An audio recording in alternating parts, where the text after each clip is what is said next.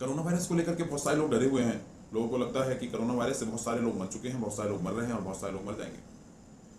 मैंने कुछ रिसर्च करने की कोशिश करी कि इस बात से बहुत सारे साइंटिस्ट, रिसर्चर्स, प्रोफेसर्स सहमत नहीं हैं। और मैंने पहले भी वीडियो बनाई थी, मैं ये वीडियो और बना रहा हूँ। मेरा जो भी स्टडी मटेरियल है वो आपको नीचे डिस्क्रिप्शन बॉक्स में मिल जाएगा। अगर हम इसे डेटा के हिसाब से एनालिसिस करें तो आज जिस समय वीडियो बनाई जा रही है उस समय कोरोना वायरस से भारतवर्ष में 15,000 लोगों की मृत्यु हुई है। मुझे संवेदना है जिन लोगों के परिवारजन की मृत्यु हुई है उनसे, लेकिन इसको रोकने के मीजर्स में 14 करोड़ लोगों की नौकरियां चली गई हैं, बहुत सारे व्यापार बंद हो गए हैं, 13 करोड़ माइग्रेंट्स ने बड़े बड़े महानगरों से अपने शहरों की तरफ कूच करी, खाली पेट, बिना कुछ खाए, नंगे पैर यहाँ से पैदल सैकड़ों किलोमीटर, हजारों किलोमीटर उन्होंने यहाँ से सफर किया। जिन लोगों की नौकरियां गई हैं आज उनका भी जीवन कहीं ना कहीं खतरे में है। और अगर हम इसे डाटा के हिसाब से मैं आपको बताना चाहता हूं कि अगर देखें तो ये जो 15,000 लोग हैं, 2017 में इन्फ्लुएंजा से 38,000 लोगों की मृत्यु हुई थी हिंदुस्तान में। ऐसा वेबसाइट पर इनकी लिखा हुआ है, डिस्क्रिप्शन बॉक्स में आप देख सकते हैं।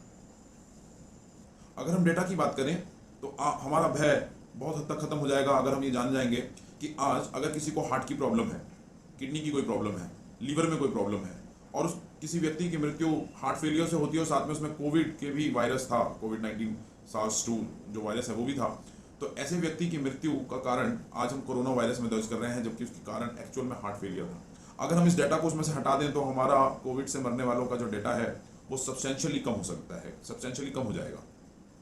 दूसरा, बहुत सारे इसमें वृद्ध व्यक्ति भी हैं जिनको अगर कोरोना नहीं होता तो भी एक लाइफ एक्सपेक्टेंसी है जिसके आगे आदमी जीवन नहीं जी सकता।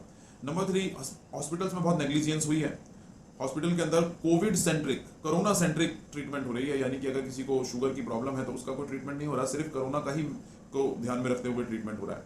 WHO ने माना कि जो उन्होंने स्टार्टिंग में दवाई मलेरिया की बताई थी या इबोला की बताई थी या दूसरी दवाइयाँ जो उन्होंने बताई थी एड्स की, उन दवाइयों से भी काफ़ी उन्होंने माना कि मरने के चांसेस बढ़े, 3 गुना तक मलेरिया की दवाई से मरने के चांसेस लोगों के बढ़े हैं। तो ये कोरोना वायरस से नहीं, ये उसके ट्रीटमेंट से मरने वाले लोग हैं। इसके बाद में सस्पेक्टेड कोरोना डेथ भी एक बड़ा डेटा है जो इस डेटा का पार्ट है, यानी कि अगर पहले भी ऐसा होता था और आज भी ऐसा होता है कि बहुत सारे लोग हॉस्पिटल नहीं पहुंच पाते और रास्ते में ही उनकी मृत्यु हो जाती है। तो जिन लोगों की मृत्यु हुई है वो लोग जब हॉस्पिटल पहुंचते हैं और सिम्टम्स अगर मिलते जुलते हों, और मैं बता दूं कि कोरोना के जो सिम्टम्स बताए जा रहे हैं आप सबने सुना है, वो किसी भी बीमारी से मिलते जुलते हैं। सांस का ना आना, ये बहुत सारी बीमारियों के अंदर होता है, या बुखार हो जाना या जुकाम सर्दी जैसे लक्षण होना, ये बहुत सारी बीमारियों के अंदर होता है। तो ऐसे पेशेंट को सस्पेक्टेड कोरोना में काउंट किया जा रहा है और सस्पेक्टेड कोरोना पेशेंट भी हमारी उस लिस्ट का पार्ट है। अगर हम ये सारा डेटा को ठीक से एनालिसिस करें तो पहले तो 15,000 जो है वो टोटल पॉपुलेशन का 0.0012% होता है, यानी कि आपको और मुझे कोरोना होने के और कोरोना से मरने के जो चांसेस हैं they are substantially very low. और अगर हम उसमें से इस डेटा को निकाल दें जो अभी हमने डिस्कस किया, जो लोग ट्रीटमेंट से मरे, नेग्लिजेंस से मरे, सस्पेक्टेड हैं, और जो लोग एक बीमारी के साथ साथ दूसरी बीमारी, कोरोना के साथ साथ दूसरी किसी बीमारी से जिनकी मृत्यु हो गई और जिसको हमने कोरोना के अंदर ही काउंट कर लिया, तो हमारा डाटा बहुत सब्सटेंशियली लो हो सकता है और हमारे डरने का जो रीजन है वो बहुत कम हो सकता है।